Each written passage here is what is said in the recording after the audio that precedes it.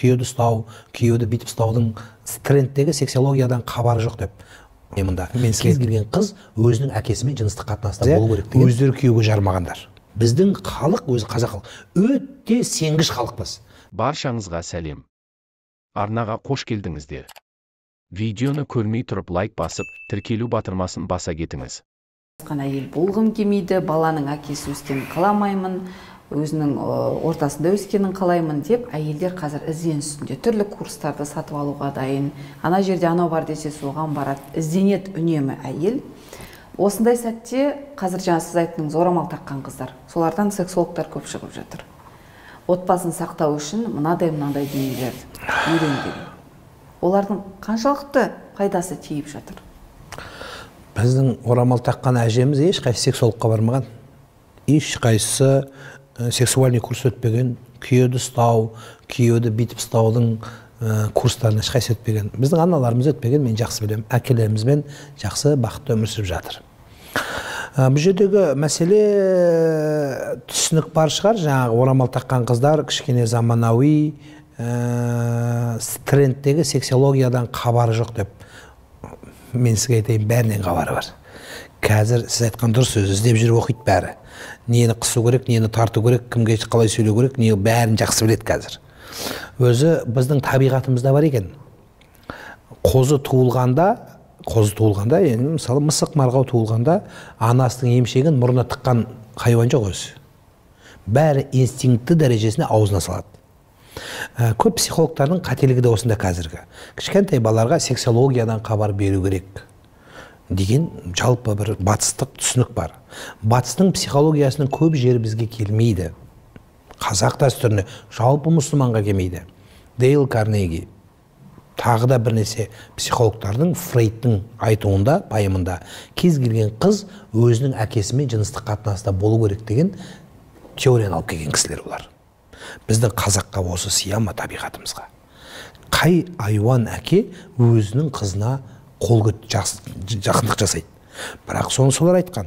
Сол психология үйреткендердің басың көпшілігі отбасы бақытын іздейміз дегендер өздері асылып өліп, қазіргі мен білетін, көп бәрін айтпай қойын, мен білетін біраз психологтар бақыт тауып берем дегендердің, кешіріңіз, өздері күйеуге жармағандар. Өздері семьясын ұстай алмаған адам не үйретеді елге? Үйреніп жатыр ғой миллиондап ақша. Міне енді, осы жердегі не үйреніп жатыр? Жуырда мен бірнеше оқиғаның басында болдым. Жаңа оқу бітірген қыз, оқуды бітірген, енді бірінші курсқа жеткен қыз, енді ата-анадан бөлініп, бір қалаға үлкен ірі агломерацияға келіп оқуға түседі. Бұл жерде мәселе көп, жылтыраған дүние көп қыз. Сонда қыз қазіргі сан саққа жүгіріп жатқан психологияға барған. Барып, біріншісі 20 мың, содан кейін 50 мың, содан 300 мыңдап ақша берген. Жаңа психолог қызға.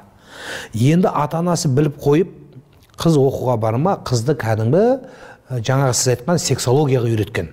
Міне, ол қызда шешесі орамал тағады. Бүйтіп, еркектерді былай сындыру керек деп аккаунттарын жіберген. Барлық анасы перепискасын бәрі маған көрсетті.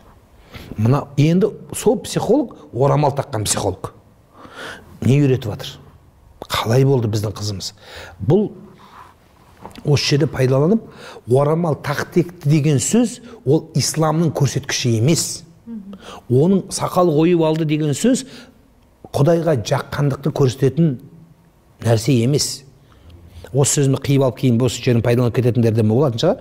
Сол үшін оның артында не бар екен әбден қарау керек. Аллаға жағу біреуден 300 мыңнан 50 мыңнан ақша алу емес, ардақтылар. Сондықтан орамал таққан қыздар болсын, басқа болсын, ол Алла үшін тақты ма, соған сай болсын деп есептеймін. Алдау, арбауға түсіп қалып жатқандар көп.